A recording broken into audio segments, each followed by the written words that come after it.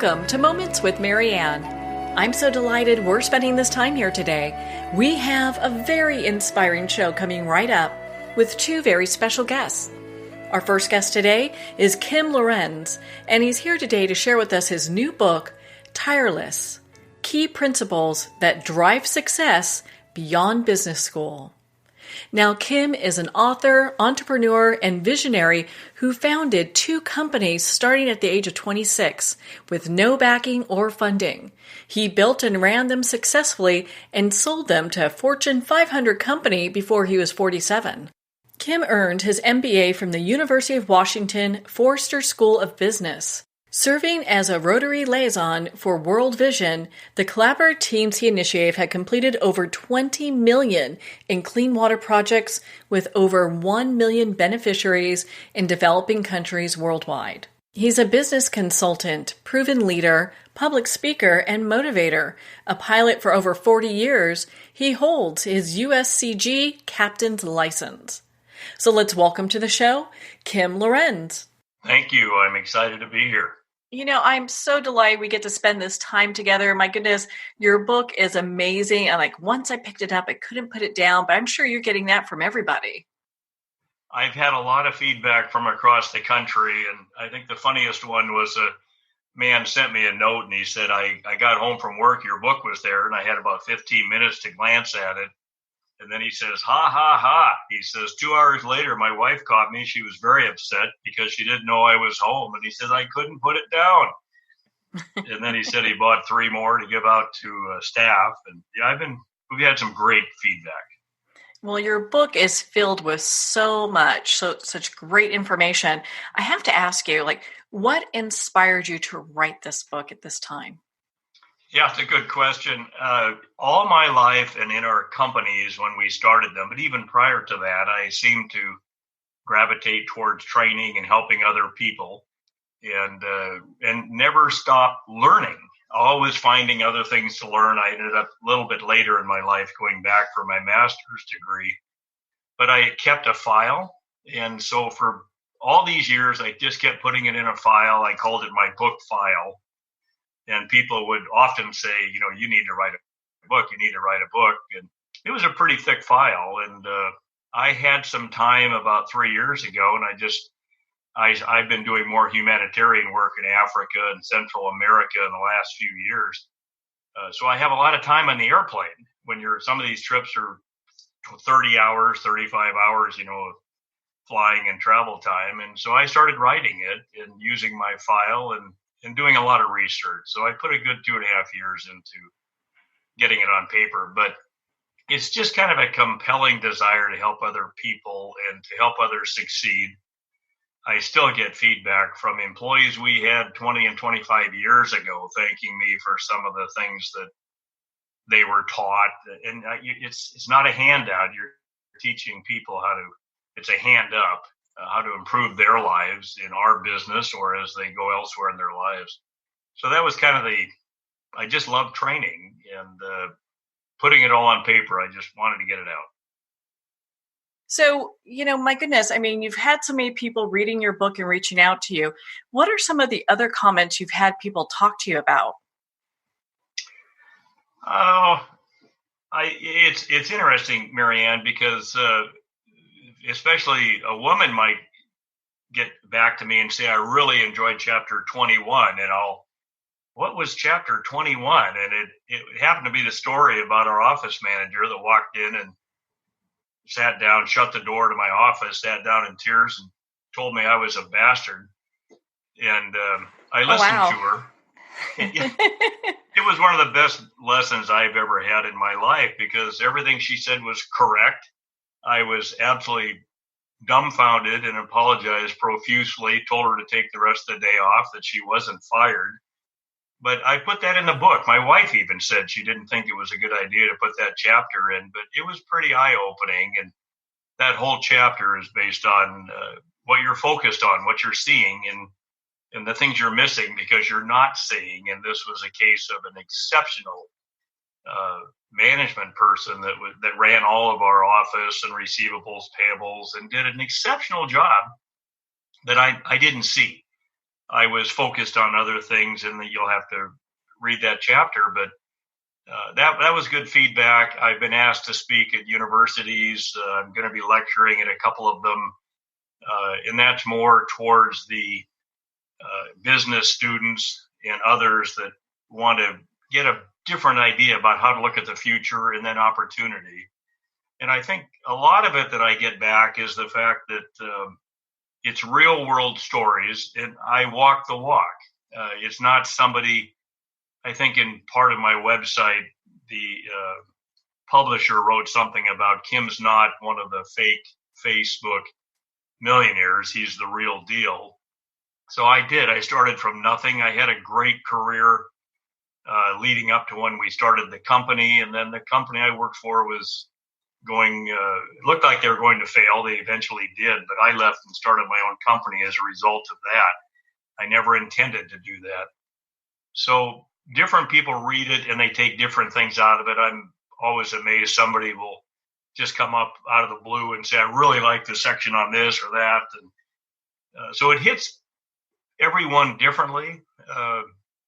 My wife, her comment was, Kim, there's nothing in there that's new. It's really fundamentals, and it's applied in a way that people can understand them better. It's things that most of us have heard before, but it's just the way that you wrote it. It really surprised her. I let her read it first, and the very first manuscript, and she said it's absolutely nothing like she was expecting me to write. And I kind of looked at her. I said, well, is that okay? And she said, no, I love it. I can't put it down. And that's probably the biggest comment I get from people as they start getting into it and they just can't wait to see what's going to happen next and turn the page. Well, I think a lot of people really appreciate the fact that, you've been there, done that. I mean, you've walked the road. You're not some Instagram, success that people talk about where everything looks perfect, but really, behind the scenes, they probably have no idea how businesses work. I mean, you've kind of walked the walk. And it's not just applied to business, but thank you for saying that. It's really timeless. That's, I think, on the very cover of the book, the president of Starbucks wrote that the information there is timeless, and it's not just business. It's really, you can use it in your personal life, your family life, your business life. It's thinking outside the box. It's a lot of it is on self-talk. In the book, it's the documentation is there, and you can do the research. All the references are listed, but we say 50,000 words to ourselves every day on average, and we make 35,000 decisions a day on average. And so the book really gets into how to recognize the negative self-talk. And if you're not looking, you might be in a very difficult part of your life right now, personally, business-wise, family-wise. And if you just dwell on the negative, you don't give yourself the opportunity to open your eyes and really look for what could be around the corner. And there's a few stories in the book. I had some very, very low times in my life. We thought we were going to have to shut the company down and lay off 100 people when we were a fledgling little business, and how we made it through there and how we just mentally prepared ourselves that we were going to succeed. So it's information like that in the book that I think people really enjoy kind of reading. We had a couple of significant setbacks in our company and how we made it through. And I don't think most people would have made it through those instances had they not really adapted that mental mindset. Yeah, it's such an important part. A lot of times people do get into this whole aspect where they're thinking, gosh, it's going to be impossible to do, or, now's the wrong time, or there's no way I can accomplish this. And it really you see that pervasive in all their life. It happens to all of us too at different times in our lives. One of the feedback I get is on the chapter that's on wonder, blunder, thunder, and plunder. And that's just a fun chapter. But if you think about everything you do in life, particularly your professional life, but, as a young person, I wondered what I would do when I grew up. And when I got into my first professional job, you blunder as you learn the ropes. And then I really got to thunder. And I guess some people maybe don't actually reach thunder, but I did. I did very, very well. And then the plundering, I chose to do humanitarian work now, and I've done about $20 million worth of water projects in Africa and Central America with a couple organizations that I support. And in that, you do it over again. I wondered how you could do it. We started doing it, and we blundered a lot, made some mistakes, and then now we're thundering. And Bill Gates is the same way. Here's somebody that wondered, and his thundering was at a higher level than most would ever in the world experience. But in his plundering stage, like I'm doing, but on a much bigger scale, he's decided to try to help the world through his the Bill and Melinda Gates Foundation, and they're doing more than almost anybody could. So those are the kind of stories, and the feedback I get on all those areas is just a lot of fun. I can only imagine you probably have the best seat in the house, Yeah, people reaching out to you and telling you about their stories and everything that they've experienced and how your book is impacting them and their journey now. It is fun, Marianne. I just got a text. One of our past employees is now a senior VP in a Fortune 500 company and loved the book. And he sent me a text and he said, one of my top people sent me this text. And it was a long text. I'll just say the first sentence or so, but it said, Kim's book is screaming at me. He said, it's awesome. He said, it's just making me really think through the things I've always wanted to do and how to get them done. And so it's just flattering to get all that feedback. One of the things you talk about in your book is the science of luck and success. I'd love for you to share that with our listeners.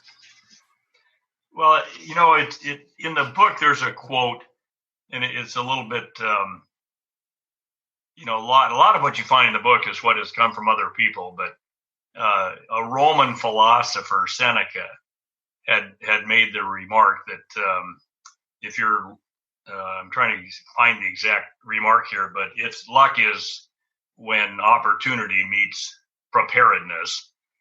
And I think you say luck is when preparation meets opportunity was the quote by Seneca.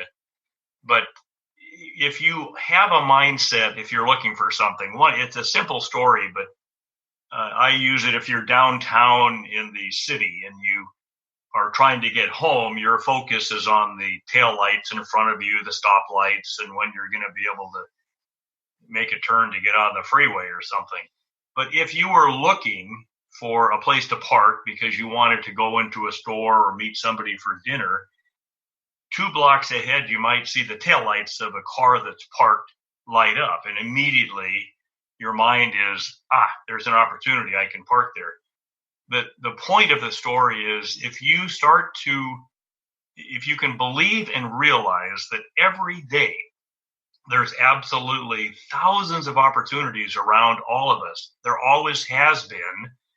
And there always will be. There's millions of new patents that come out or that are applied for at least every year. There is so much opportunity. And if you can develop that mindset in your self-talk and your decisions you're making that you want to look for it, you then have a better chance to see it. And so that's if you're prepared, and that's where the quote from Seneca comes in that luck is when preparation meets opportunity. And one of the endorsers of the book was the original senior vice president of Amazon, who just recently retired. He was with GE with Jack Welch when he was there. He's one of the top GE people, extremely successful person.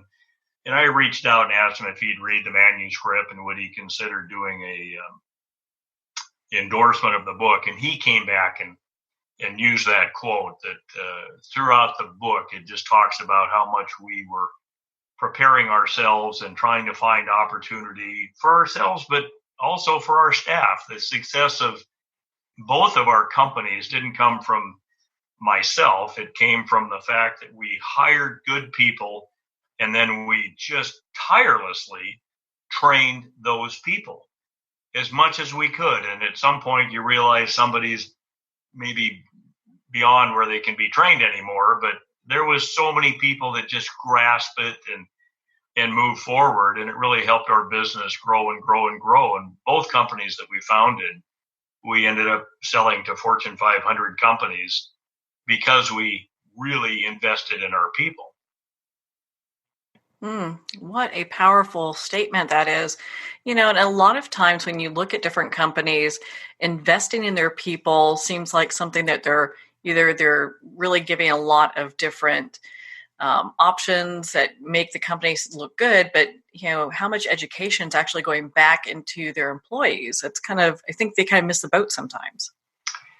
You're exactly right. And there's a word, sincerity, and empathy are two things I think are virtues that the most successful people in the world really have.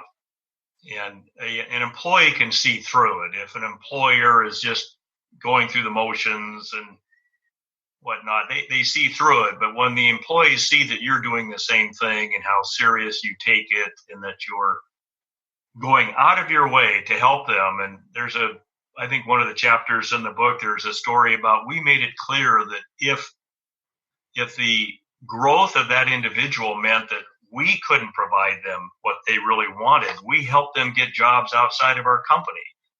And to this day, I have employees that have management positions now in other companies that we're just thrilled that we did that.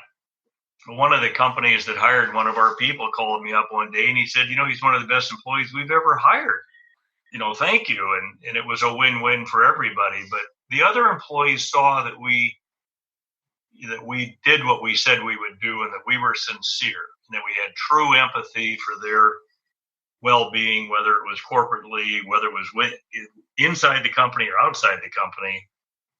So again, we walked the walk and did what we said we would do. And our goals were really to help our employees improve. And that goes back to the book again. Anything I can do to help anybody that reads that book find something that helps them improve.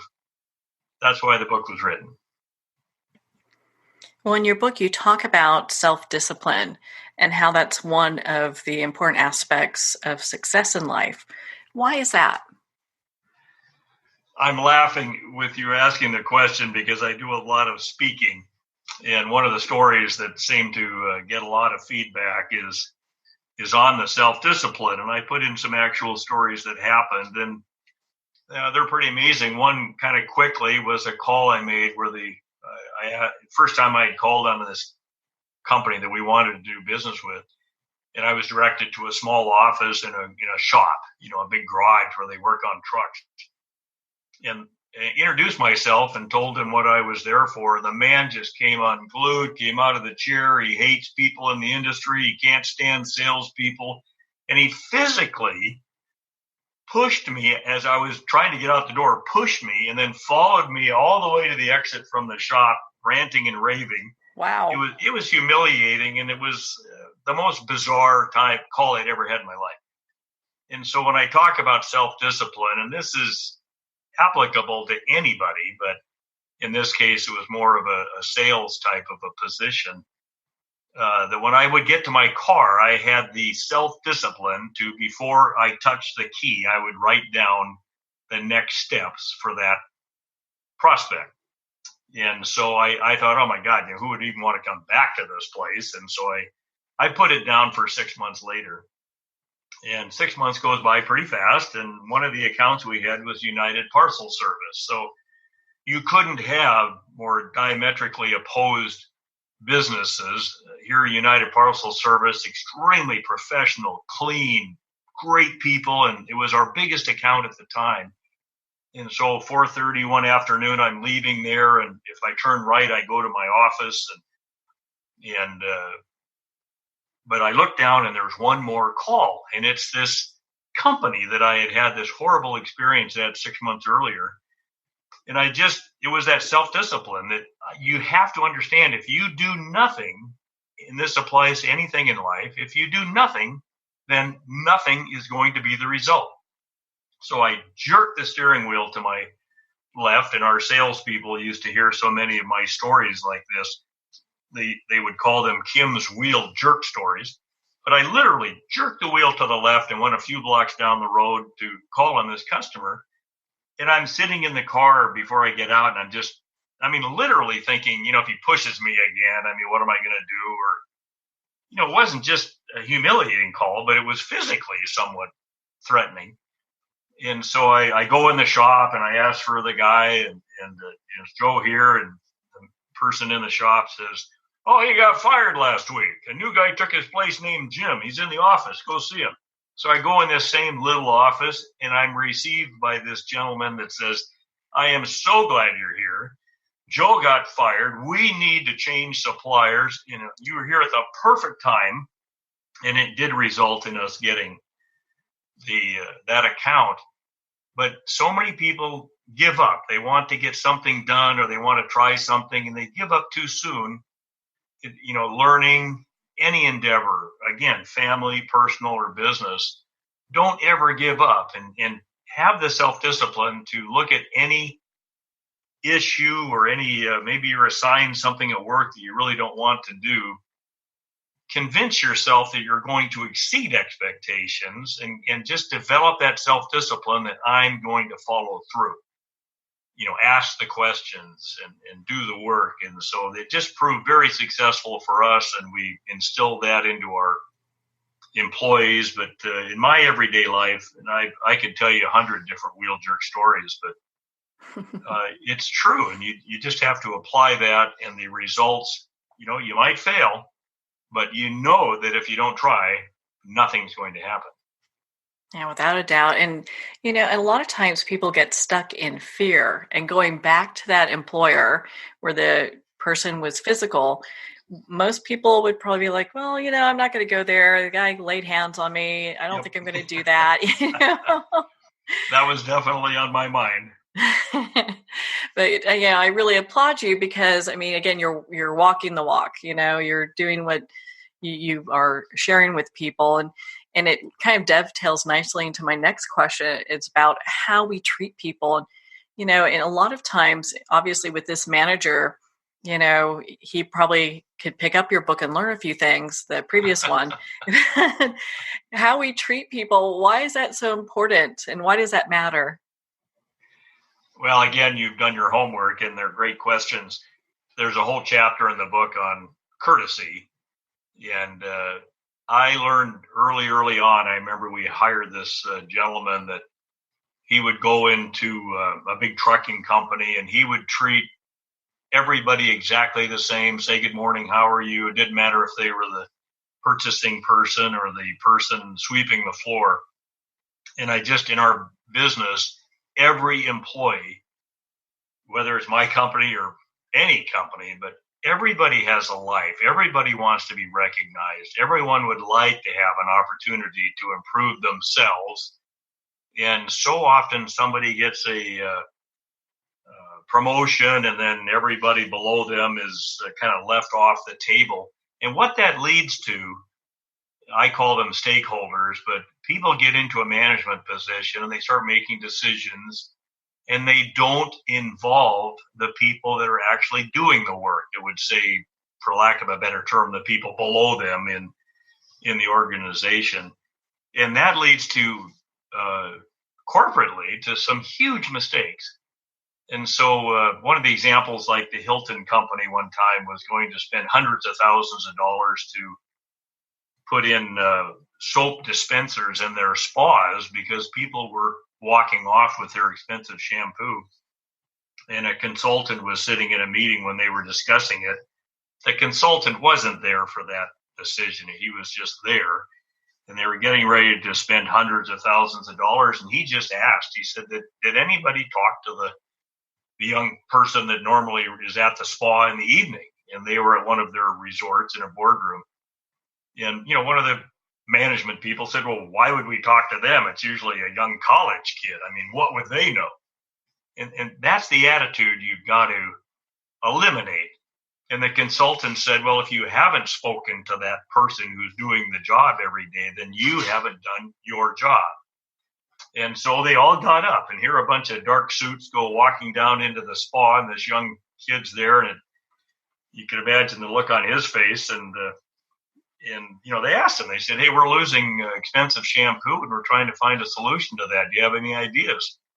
And the young man said, oh, yeah, I'll fix that tonight if you want. Well, how would you do that? And the young man said, oh, it's simple. He says, I'll just take the lids off the shampoo and throw the lids away. So it's a simple little humorous example. But again, if the management person doesn't employ courtesy and genuine respect and interest into people of every level in a company or anywhere in life. I fly quite a bit. I travel all over the world a lot. And, if you're in a restroom in an airport, it's probably one of the lowest paid jobs there. And if you ever see the person in there cleaning up, their head's usually down and they're just, I look at them and I get eye contact. How are you doing today? And to see them light up, it's just, that you kind of make their day or something, that you're recognizing them, and little things you can do in life that just make a big difference. Well, you can tell why your book is so well received, Kim, because you are such an authentic, nice person, and you've got such great stories in here that people can really relate to. And, and I feel like in a lot of ways, emotionally connect to. They look at it and go, gosh, I could see myself in that situation or overcoming this obstacle with these tools. Marianne, I did some research on you before you called, and you're a first-class individual, so I appreciate that. Well, thank you. Well, and gosh, I mean, here we are at the beginning of the year. Why do you think now is a perfect time for people to read Tireless? Oh, I think it's the perfect time of year to learn all the time. There's a quote in there from Henry Ford that it doesn't matter if you're 8 or 80, if you stop learning, you're getting old. There's just a lot of data in there. And just like the file that I kept for 35 years and training and whatnot, it's the kind of book that people could read and they're going to get something out of it. And there's things in that book that you'll remember your whole life when that situation arises.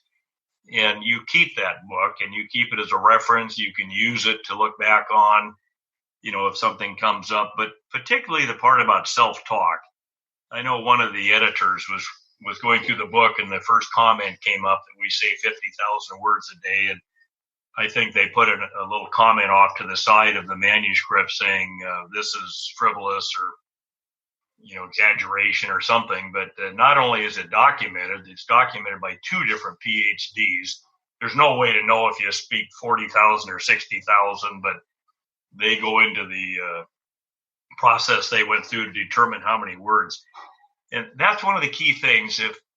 If you think about how you talk to yourself, Marianne, and this is what people, I think, take from the book, you can say something to somebody. Let's say I, as a joke, said to my friend, I sure like your tie. I remember when that used to be in style. Well, it's you think it's going to get a laugh. Maybe it does. But that person, your body, your head, your brain does not have the ability to not respond to yourself. You cannot not respond. I'm not sure how to properly say that, but you're going to have a thought. You're going to say something to yourself. It might not be very nice about what that person said. The next time he goes to look in his wardrobe to find a tie and he sees that tie, he might think negatively of you and he might never wear that tie again. But just to be considering, if you understand how your self-talk works, then you have a better understanding how everybody's self-talk works. And so part of the main point of the book is that if you can recognize when you're thinking negative and stop it and turn that into what can I think that might be positive? What's an opportunity that might get me out of this situation? Or how can I do something better than I'm doing? Or how can I help somebody else? Or those are the things that you can read in the beginning of the year. Is a good time to start. I always say, why not start right now? Because so often people say, I'm going to do it. And they just never get around to doing it. So that self-discipline and understanding self-talk, and then the 35,000 decisions you make every day, most of them subconscious. the more you understand those sort of things, then you're going to be thinking about it. You're going to remember where you read it. You might go back and read it again. So it's just really good information for everybody. I couldn't agree more. I mean, this book, of course, we're not touching on everything. The self-talk portion is huge, and people do want to pick up their own copy of Tireless. Kim, where can our listeners connect with you and be part of your community? I'm on Facebook and LinkedIn, and you can go to www.kim-lorenze.com. That's our website. You can provide feedback, and there's a few blogs in there. And we just touch little parts of the book here and there and make posts on Facebook and LinkedIn. I get a lot of feedback just through the website from people that are reading the book. And I think I mentioned this already, but all the reviews on Amazon so far, and it's very difficult to get a review on Amazon. They screen these very carefully to make sure that they're not fake or they're not, somebody just posting it, a relative or whatever else. They're all 5 stars. And that has been just absolutely flattering. You go to all the work to write this and you don't know how people are going to take it. I didn't want it to be about me. It's using some of my experiences, but applying them in how our minds work and with documentation. So start now. Order the book, get the book. It's on Amazon. It's in some bookstores. It's starting to get into Barnes & Noble now, but initially it was Amazon. It's Audible. It's my voice on the Audible. That was fun. I had to audition to do that. You can get it on Kindle. It's just a enjoyable read and something that you'll learn from, and I don't think you'll forget. Well, without a doubt. I mean, your book has made such a huge impact on me. I've already purchased a couple as gifts for some people, especially with this new year. Gosh, what a great way to start off the new year. Kim, thank you so much for taking the time to be on the show with us here today. It's been a pleasure. Well, thank you, Kim. It's been such an honor to spend this time with you and, of course, to talk about your new book, Tireless: Key Principles That Drive Success Beyond Business School. Tireless is available at Amazon, Barnes & Noble, and all indie retailers. Again, if you'd like to connect with Kim, you can at his website, kim-lorenze.com, for more information. Well, on that note, we're going to pause here for a quick break. You've been listening to Moments with Marianne. We'll be right back after these messages.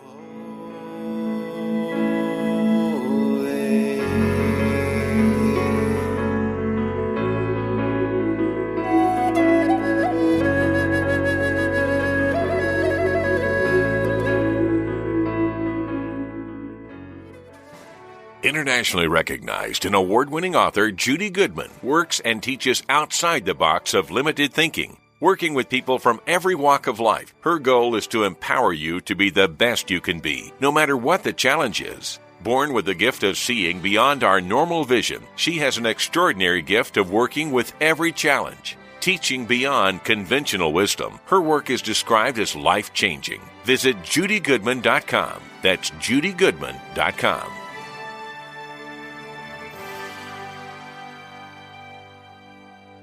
There comes a moment when you realize you're somewhere special, when you discover that each beautiful creature that you see has been rescued from a life of absolute horror and brought to this incredibly free place. Here's where their lives were forever changed and where yours will as well.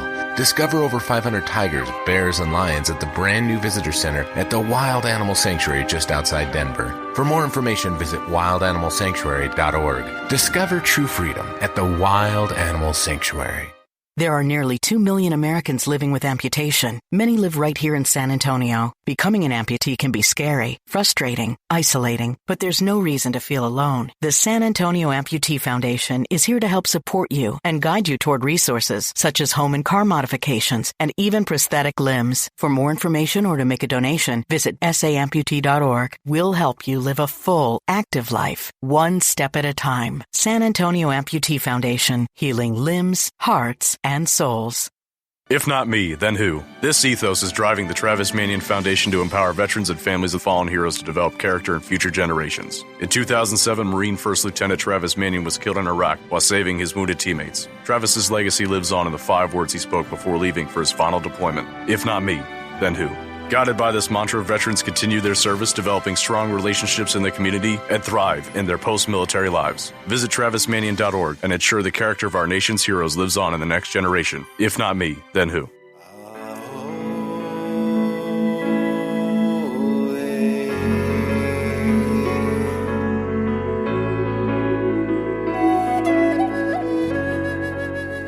Welcome back to Moments with Marianne. Now, our next special guest is here to share with us quite a remarkable book.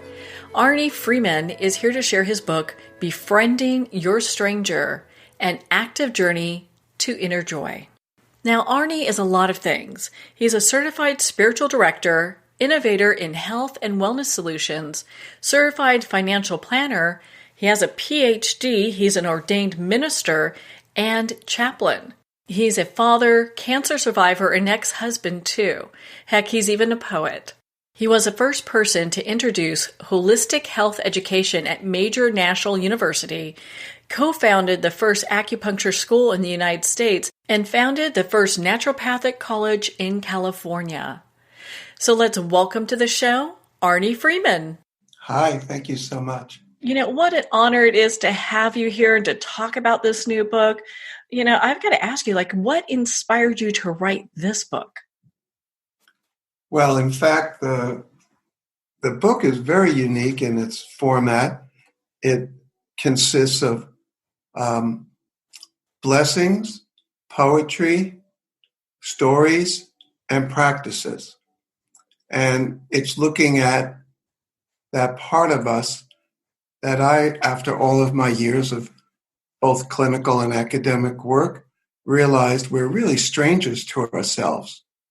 And we're living other people's stories or other stories in general.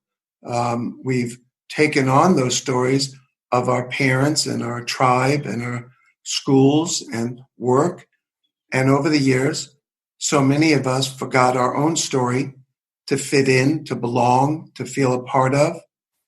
And it started to arise in me that we really need to tell our own stories to ourselves first to find that place of joy within ourselves and not be living lives out of alignment. And it started with poetry. And I just honestly had no idea where the poetry came from. And it started knocking on me every morning at about 3 a.m. And I got a pad of paper, put it next to the bed, and poetry flew out. And it started being rather prolific. So I started that way, which was very new for me. And then I put stories around it, which in this book, these really authentic stories of me. And I wanted to open myself fully as I knew how to the reader. And from there, offer practices and thoughts around how we can go into these places within us, like a dynamic meditation that I call a portal, and where we can really listen very deeply. And as we listen, see how those stories arise in us. Do they feel they're us? And then to look at ways to essentially direct and write the new scripts of our life. You know, it's interesting because you look at life in such a different way. At what point did you realize that, hey, I'm walking a different path than most people? At the first family bar mitzvah that I had to go to. I just went to the family gatherings and realized somehow they didn't work for me. And I was just doing the whole journey uniquely. And as the years went by, it's fun because we look at ourselves and I have no idea if I'm different or the same as anyone else because I'm only me. And I started to play with different experiences. So if when I was first in graduate school, for example, I got very intrigued with acupuncture because I was working with a extraordinary retired surgeon theosophist, and he said, let's play with this acupuncture. which at the time was illegal. And I said, well, this is amazing. So I decided to study acupuncture in depth, and therefore I said, we need a school. And I went to the Commonwealth of Massachusetts and I said, I want to open a school of acupuncture. And they said, but it's illegal. You can't do that. And I said, of course I could do that. I read the code and I could teach prostitution. I just can't practice it. And they said, well, how are you going to deal with the acupuncture? I said, well, first we're going to train people, and then we're going to change the law and be able to practice so we could open our clinic. Well, people thought that was crazy, and it may well be. But we opened the school, and then we opened the clinic, and then we started the licensure laws. So it's an attitude. And if we have the attitude that, in fact, not only can we do things, but then if we really open that up, then for me, I need to follow through. I'm not interested in just the theory. So if I believed I needed to study acupuncture and I wanted to understand the depths of the 5-element theory, that meant I had to get on with it. And so we brought faculty over from Asia, and the school is now whatever it is, many years. It started in the early 70s. And I just continued doing that throughout my life. So that's just the way I am. I don't know. It's like the pioneer spirit is built in you. You know, that's the way you go. That's the way I go. I see my life as a creative journey. I love to create. And for so much of my life, younger life, I thought there was a conflict between my inner journey and being able to do these things, whether they were business type, creating institutional form. And that took really longer than the doing of things, was to try to reconcile and put my life into alignment. It's just that I can see things manifested, and I have to work backwards so other people can see it. That's just me. I love to create, and I find it a joy, and it comes relatively easy for me to create ideas, take the idea and turn it into a model. That's just who I am. So, I do that with whatever, and the book is essentially a journey. And out of the book, I'm doing retreats where I'm taking folks into their dynamic place within themselves, finding that place of deep joy and comfort where they go, and then showing them, when we're in that place, wherever it is for each of us, how do we then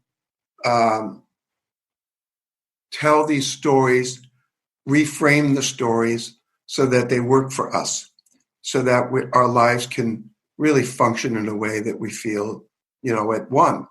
And then as we do that, we can each create however it is that we create. And many of us create through art and through music and through movement, and by creating forms, institutional forms, writing poetry, however it is. My piece is just to help people recognize that and then help guide us how to do it. So when we look at coming down to the real nuts and bolts of who it is that we are, how do people get to this place of personal self-discovery? Yeah. First it's by saying yes to ourselves, and are we, open? Are we available to that true, authentic self that we are? Or is something blocking that? And I'm sure we all have blocks for different parts of ourselves. And so how do we get past those, or how do we really look deeply into those? And so the first piece is to be gentle with ourselves and to really recognize it's important to really care for ourselves. And very important not to allow all the external stimuli that are coming in, whether it is our friends, our partner, our school, whatever it is. We have to bless it or bless them and say, it's my time now. It's my time. And there are different strategies for going within. And then when we're in, as we know, my goodness, mindfulness has become all of a sudden, it's the hot thing. And what are we doing with it? Many people are trying so hard to, let their monkey brain go away, be quiet. And we struggle with that. And so how do we actually befriend that? And how do we dynamically look within ourselves to do something? And so I show how do we, for example, take in information through our heart rather than directly going into the mind? How do we intentionally bring in this information and stimuli that then we send to the mind, and then the neurotransmitters will send out to the body? We intentionally tell ourselves, and many of us will need to maybe hold our hands on our heart, but it's really powerful to know that our inner strength, our inner power is a beautiful, extraordinary thing. And to welcome that in, it takes practice. We know that both the Buddha says very clearly that life is practicing, or else we are going to keep going back into that place where we were before. Gurdjieff, to me, was an extraordinary teacher. Gurdjieff said, we're basically machines, but we have an opportunity to be human, to be sacred humans. If we want to be sacred humans, then we have to do the work. So it's the work and the practice, same thing. So we have to regularly go into this place holding right now my hands are on my heart. I'm very tender this way. And I like it. So I'm very tender with myself, and I'm very tender with those folks I bring into my life that are really special. How do we do this in a way that we find that deep, tender place and we know that that's our power? It's a real different definition of power than the Western idea of power, particularly these days. We look at our current administration, whole different idea of power. For me, power is what resides within ourselves, in our heart, that we are now connected to. So we practice this regularly, and there is a really wonderful technique that I use around going into what I call going into that portal. So if we go to this place all the time, regularly, and I happen to just be able now at this point, I just drop in. But going to this place where we feel that beautiful, tender, deep place within ourselves and liking that and coming to the world from that place is a real different experience than maybe what we were doing, previously. So I don't know if you want to go into specifics, there's ways to do it. I would love for you to get into a little bit more specifics. I know in your book you talk about, the 8 qualities of the heart. How does that all play into what we're talking about? Certainly, the first thing is to reclaim who we are. It's the telling of our story that now is we stop BSing ourselves. And it's really just within ourselves. But if we've been telling these stories to ourselves for a long time, we think that they're real.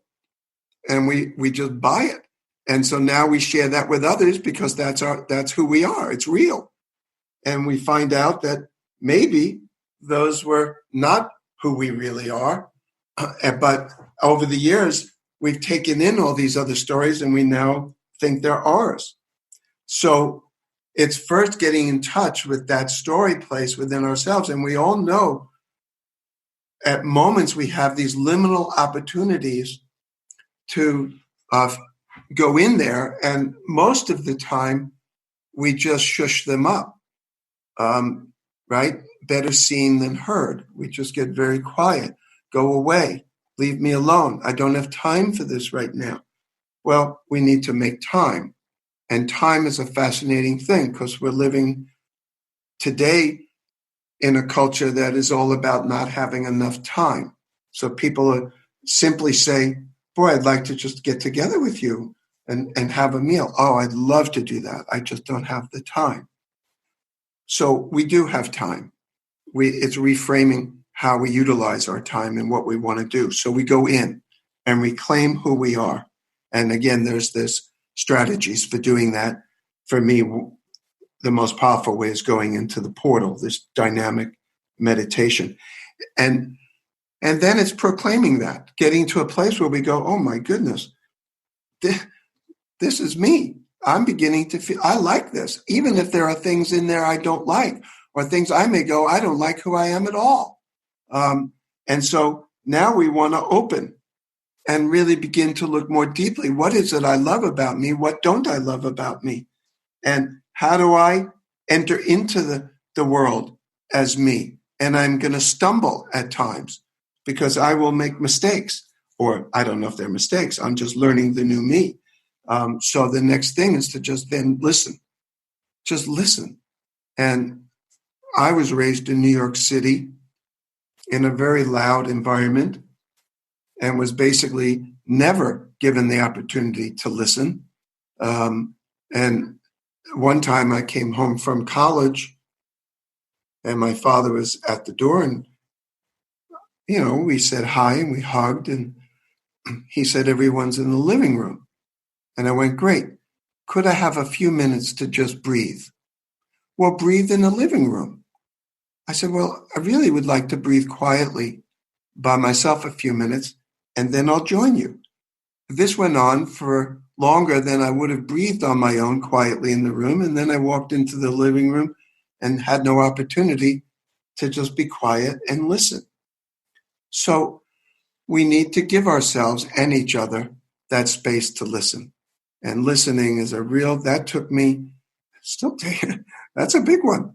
How do we really quiet enough that we can hear the divine spirit within ourselves, that we can really hear that, sacred space that's us?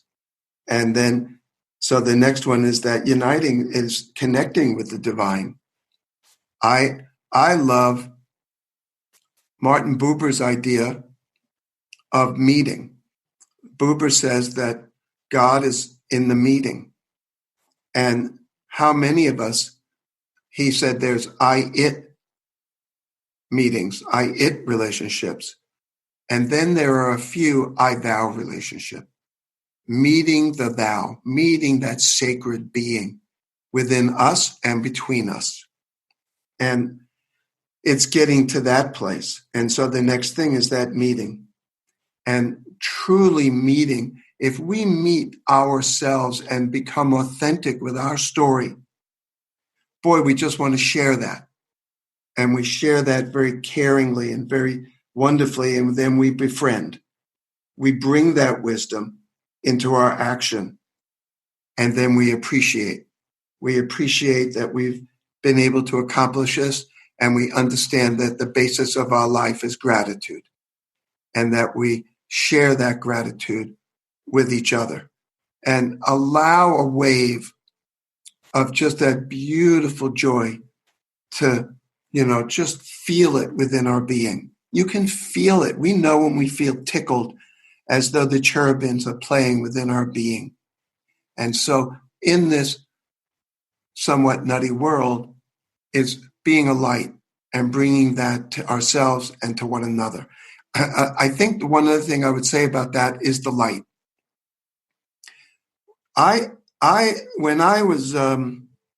When the war in Vietnam was going on, and I said to my father, I'm not going to war, any war, and I'm certainly not going to Vietnam where they did nothing to us, and we should be honoring them and not killing. And my father said, I can't support that. And I'm like, this is unbelievable. I'm telling you that I want to have gratitude.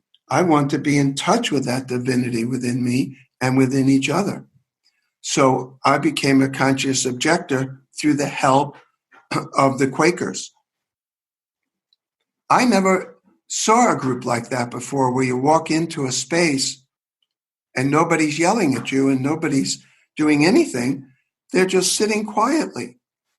And I'm sitting there waiting for something until I realized if I truly got quiet and I listened, I would hear so much within me. So for the next 20 odd years, I went to Quaker meeting all over the world.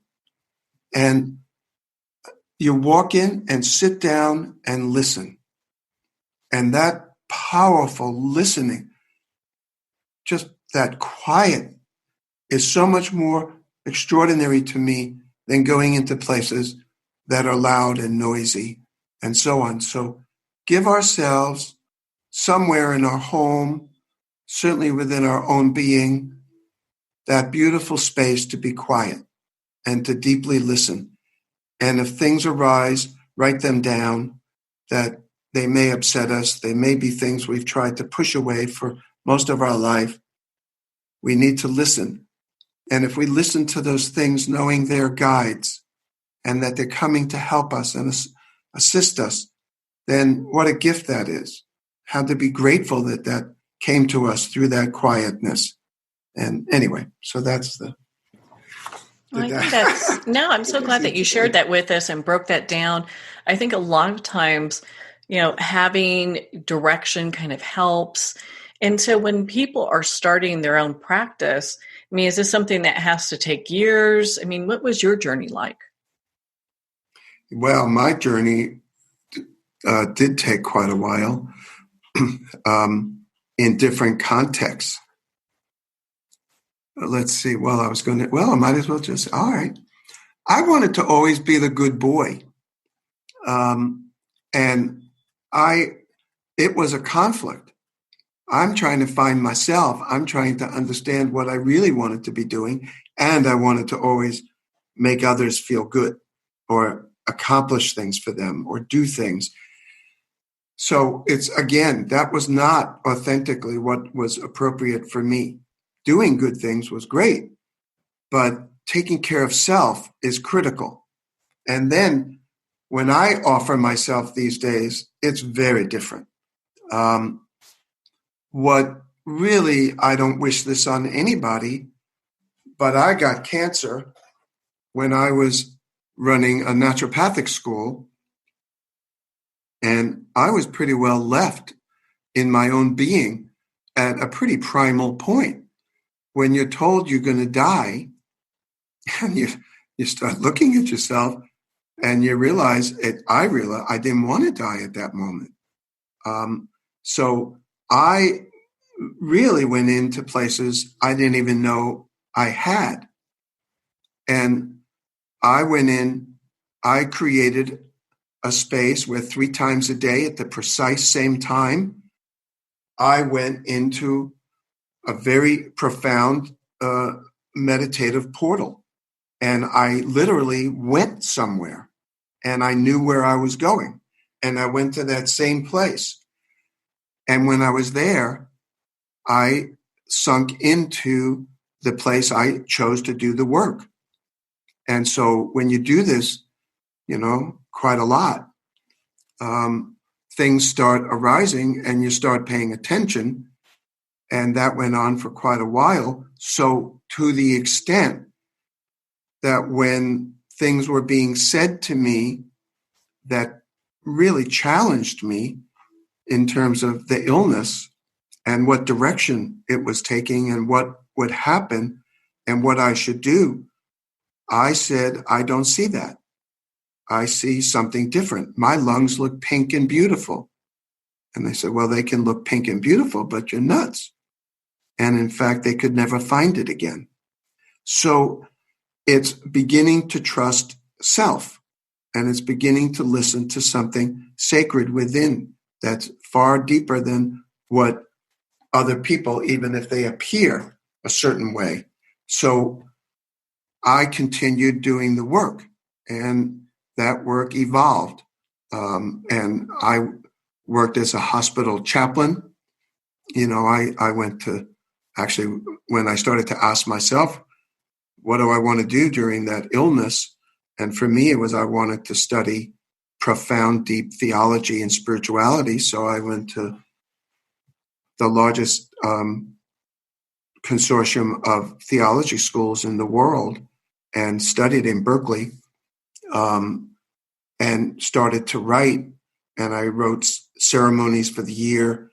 And then I opened up what I called a post-religious community, where people could come and explore their stories. And I wrote a whole model for how we can share those experiences together and learn how to go into those portals. And so for me, again, it was creating the workshops, going in deeply within myself, doing my own journey work, which continues to this day. Each day I drop in and I go to that portal and so on. So, I mean, I don't know if you want, I have my own specific way that I do it. It's a matter of everyone finding their own journey. And it takes, I think the Buddha was right on, that it's important to have a Sangha. We need a community. The Quakers were my community for many years. And now I do go to Buddhist groups and I join different things. So each of us finding our community of people that are supportive, and that's critical. So how do we find that supportive community? And that's the work of discernment. And discernment, I don't think we can do discerning work without clarity of ourselves. And again, that deep listening. So, boy, there's many parts to this, isn't there? So it's really going inside, discerning what's occurring and not being seduced by all kinds of things that can hit us on many levels, but staying very real. And so how do we say yes to that piece? And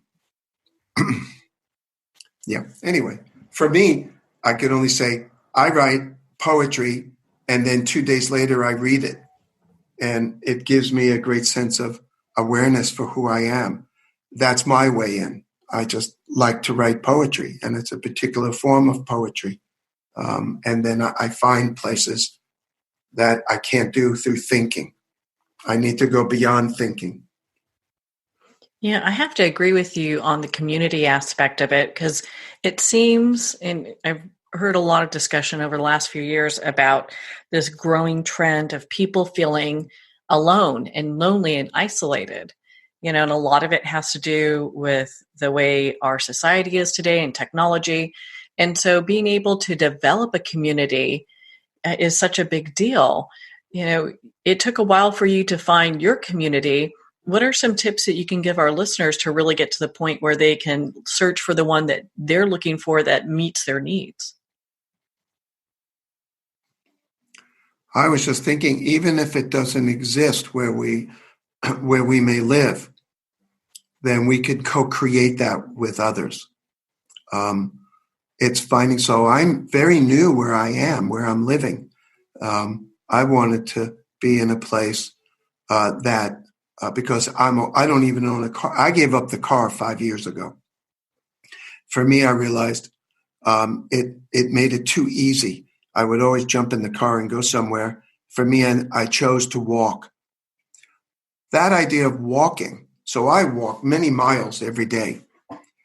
It's healthy, but it gives me that time to be with self, with me, and to really pay attention. And I use that time as that reflective way. And I meet people, when I'm walking. And sometimes I walk into places that interest me, and I'll meet someone. And when you meet people, one person might lead to 3 people. And if there's something that develops through that, it's saying, well, wouldn't it be great to just get together with a few folks, have dinners, one of the big things here are home concerts. So Sunday, I'm going to be going to a home concert, and there'll be about 30, 40 people there. And you'll always meet someone that, is really interesting to you. And now maybe you develop a group of whatever, 5, 6, 8 people, and have a focused group around the kind of work that you would like to do. Would you like to do some of this Gurdjieff work with me? Would you like to explore different forms of meditation together? Would you like to do a book? Maybe we read a book together and share with each other our questions and feelings and thoughts, and we grow together. Are there practices that you do that you might want to share with me where we can really support each other? And so it's this kind of thing, not so much anymore top down. And I was trained to be a religious leader, and I did it for a while until I realized the whole thing of someone on a pulpit looking out at people made no sense to me.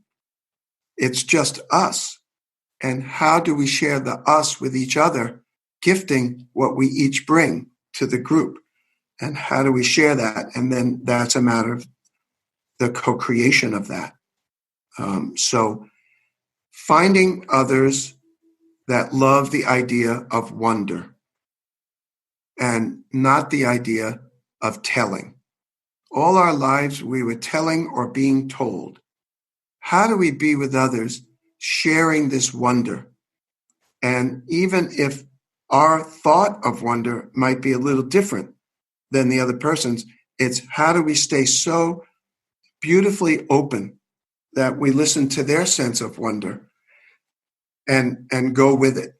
Just like, wow, that's amazing. I'm going to really think about that some more, and we maybe pick that up next time. Whatever it looks like, but it's forming these, the early church was all focused in home-based gatherings.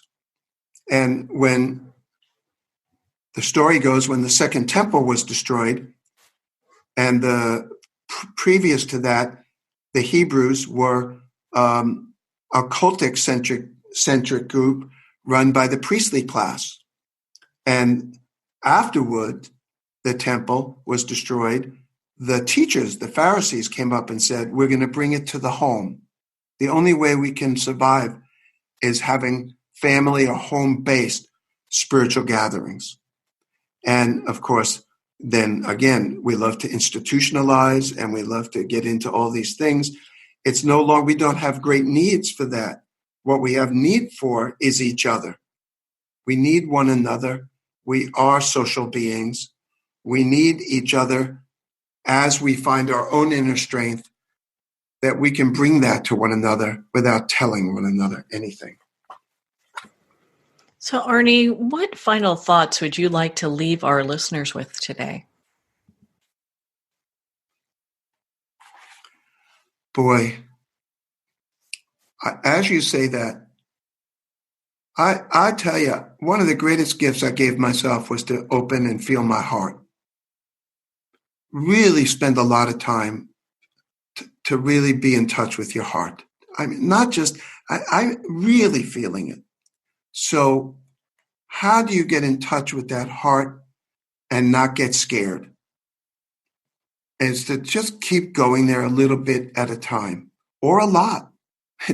Each of us has our own timetable based on what's going on with us.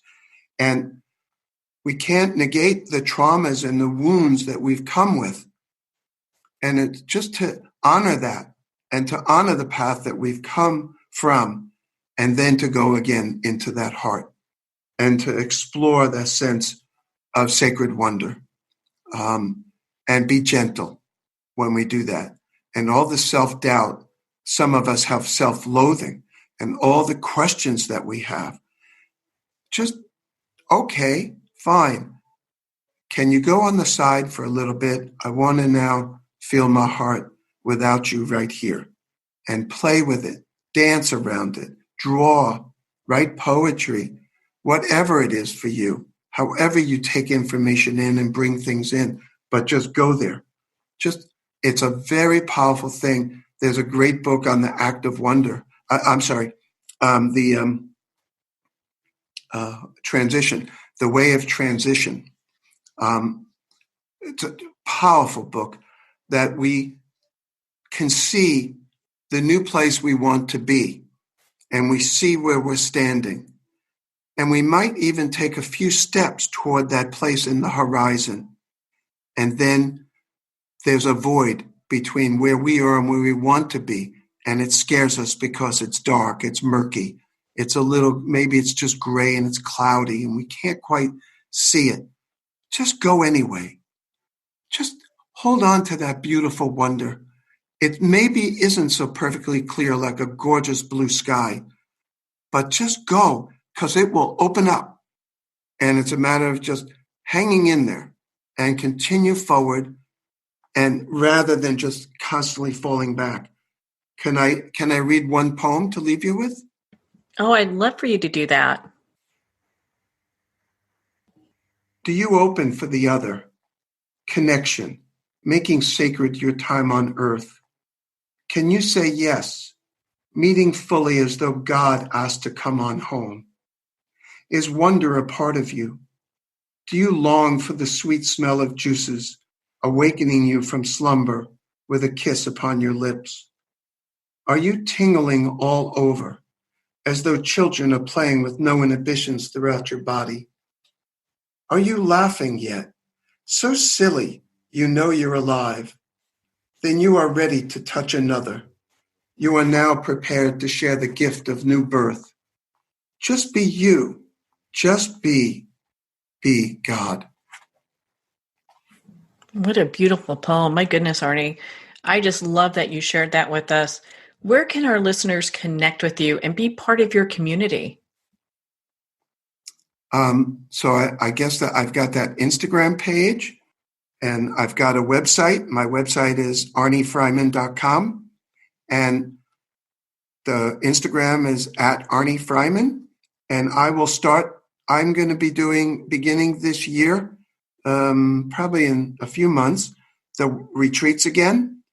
And right now I'm in the midst of ripping this house apart and making a lovely home, and I will do some workshops here.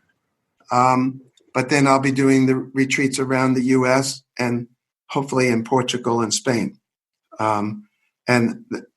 We'll be listing all of that on the Instagram and the other portals that we're on. So I all guess that good stuff. Yeah. On Instagram, they can find me. They can get you pretty much from your website anywhere. Well, Arnie, thank you so much for taking the time to be on the show with us here today. Boy, I really appreciate it. It was great being with you. Thank you. Well, Arnie, it's been such a pleasure to spend this time with you, and of course to talk about your new book, Befriending Your Stranger, An Active Journey to Inner Joy. Again, if you'd like to connect with Arnie, you can at his website, arniefreiman.com, and his book, Befriending Your Stranger, is available at Amazon, Barnes & Noble, and all indie retailers.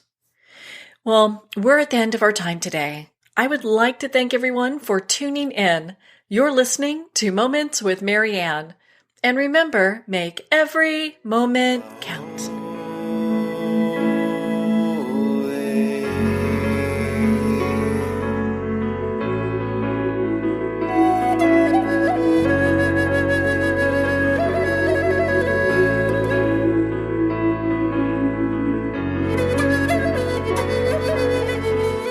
In a single moment, your life can change. Moments with Marianne is a transformative hour that covers an endless array of topics with the best of the best. Her guests are leaders in their fields, ranging from inspirational authors, top industry leaders, business and spiritual entrepreneurs. Each guest is gifted and a true visionary, a recognized leader in her own work, and while teaching others to develop, refocus, and grow, Marianne will bring the best guest and sometimes a special surprise. Don't miss this. You never know just what moment will change your life forever. Moments with Marianne airs every Friday and Saturday at 5 p.m. Pacific and 8 p.m. Eastern Time. Make sure to tune in and visit momentswithmarianne.com for more information.